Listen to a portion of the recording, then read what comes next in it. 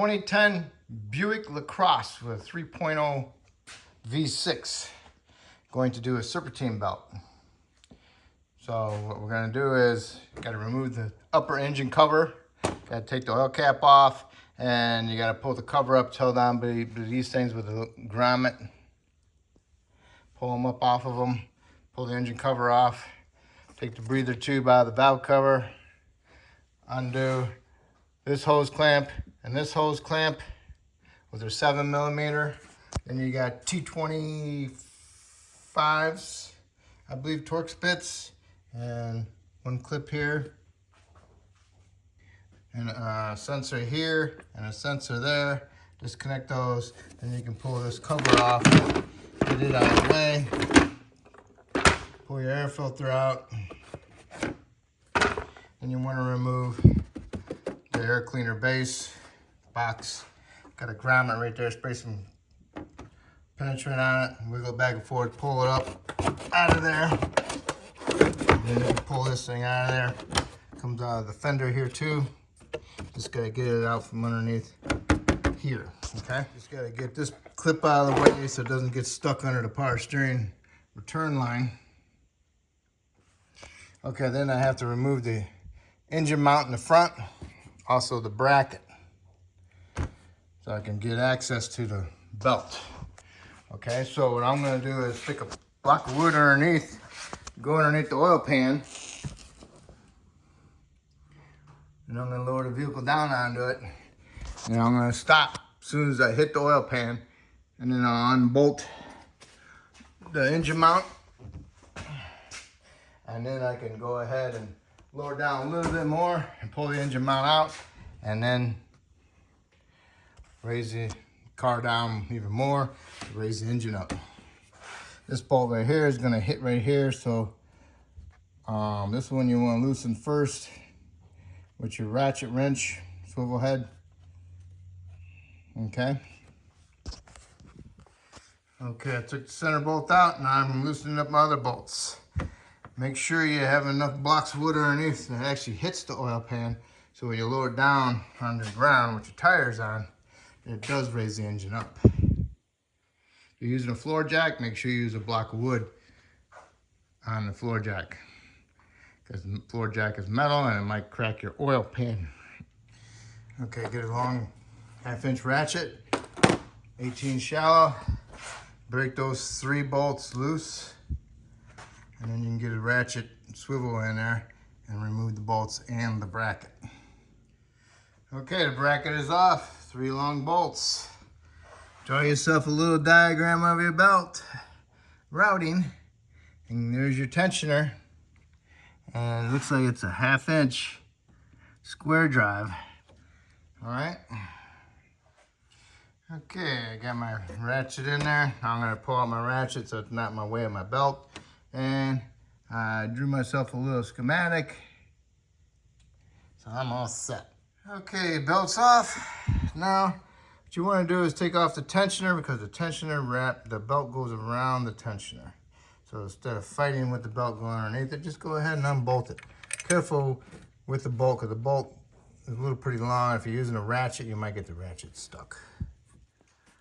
All right. So, there might be another bolt holding it on there. I have to look, because I got my bolt down and it ain't coming, so it looks like one here and one there. Boy, what a surprise this is. Okay, you got a bolt there and a bolt there, but this bolt hits this idler pulley. The idler pulley is held on with a 15mm bolt. So get your swivel ratchet, your ratchet swivel head wrench in there, and remove this one. Then you can get access to that bolt. Alrighty, now's a good time to do the water pump.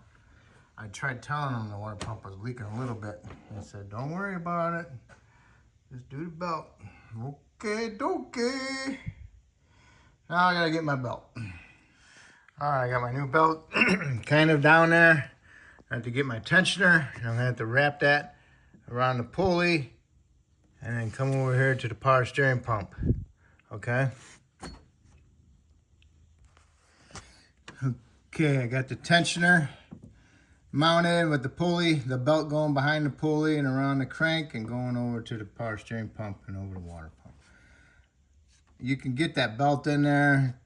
It's pro-con, it's about the same. Except not as frustrating this way as it is the other way. And I still gotta put my idler in there. Okay, got the pulley installed, got it tight, and I got the belt around it.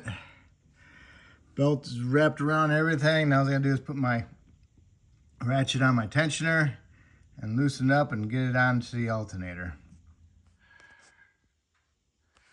Okay, it's on everything.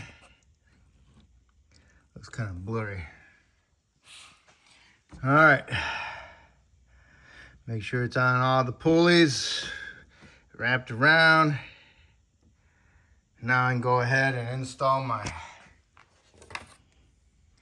bracket, then my mount. Got the 3 bracket bolts in there, snugged them up, and then went and tightened them up with my big ratchet. Now I can put my mount in. Remember, it goes in, slides in. Got all the bolts started, and I got the one in the center snugged up.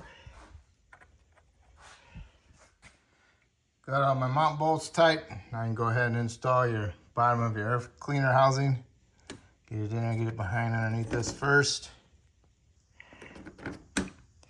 And get it clipped in down there. Make sure it's pushed in there. Make sure your vehicle's raised up all the way so the engine's not sitting up a little bit higher than it should. And don't forget about this clip. Now you can put the air cleaner in there, and then you can put the cover on there with the snorkel, the flex tube. Okay, you put the cover on. Make sure this one is pushed up, because when you're trying to close this, it binds against the screw if it's sticking down. Okay, so then you got it down, and you go ahead and tighten it up with the T27s or 25s. Heck was it? 25s. Okay. And you can go ahead and install the flex tube. Got to pick this side up a little bit, get them this side in, and then fish it in this side. And then you go ahead and tighten your clamps, put your breather in there. Now you can go ahead and do is plug your connectors in. Make sure you hear them click.